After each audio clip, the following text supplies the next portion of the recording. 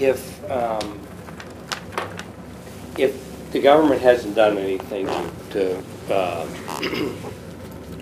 to prevent the banks from getting into the situation they were in back when we had the bailouts, the people that are in power in Washington right now, they'd say, well, we're working on it. We've got a bill that's going to limit the power and the flexibility that the banks have going forward. We're going to prevent this from happening again. Haven't yet, but we're going to. And when you hear descriptions of how banking might be controlled, it seems to me that it runs counter to the notion of free enterprise.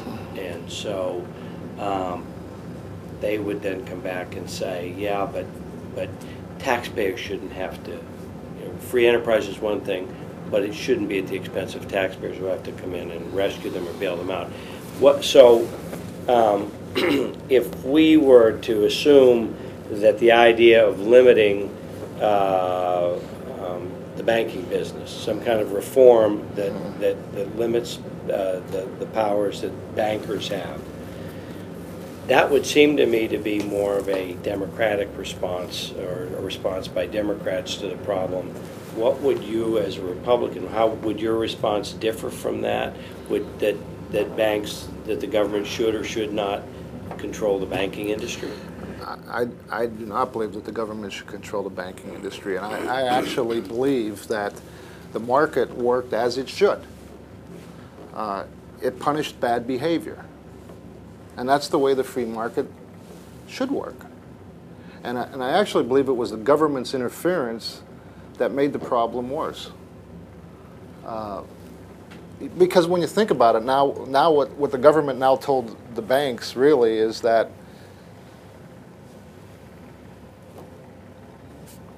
if you continue with risky behavior, we'll bail you out.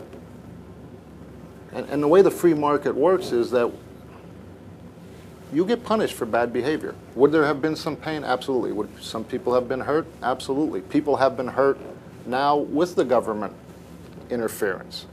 I believe what would have happened is that for the banks that would have collapsed, smaller banks would have filled in, and that gap would have been filled. But the market itself would have taken care of it without the government throwing billions and billions of dollars at this problem, taking over the banks,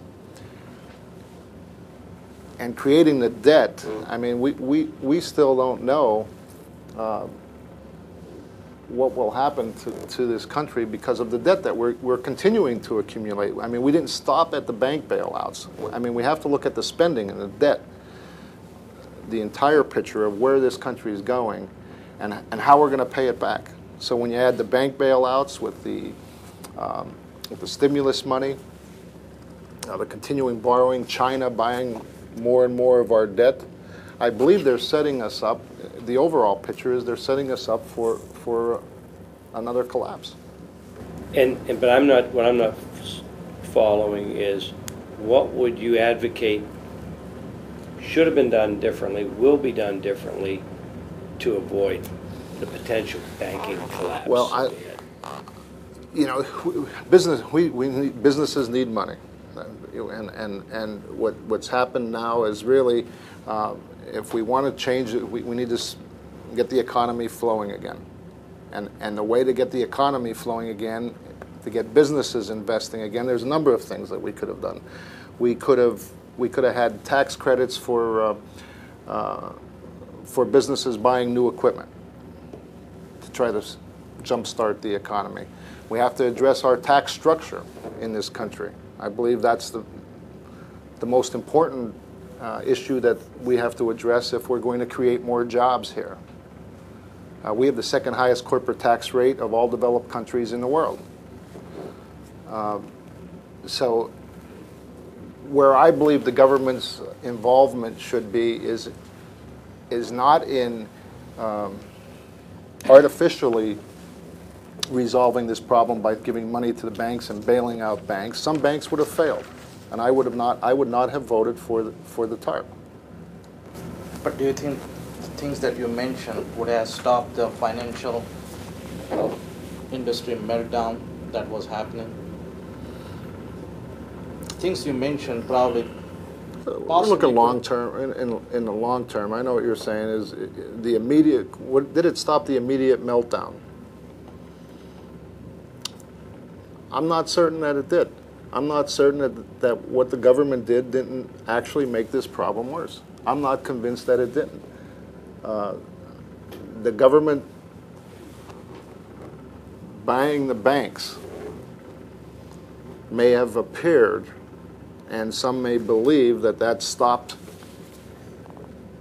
the car from going over the cliff, but I'm not convinced that it would have. I'm not convinced that allowing the market to take care of itself, that we would have had this meltdown that they proclaim. Congressman Kanjorski in 2008, during that campaign, told Jim Lear, he sits on the Banking and Finance Committee. He was overseeing this, told Jim Lear that he saw this coming for 2 years. So I'm not either they were asleep at the wheel and didn't do anything sooner to prevent this crisis, or this was all that they felt that they could do to stop it. But I'm not convinced that throwing the money at the banks prevented a total meltdown.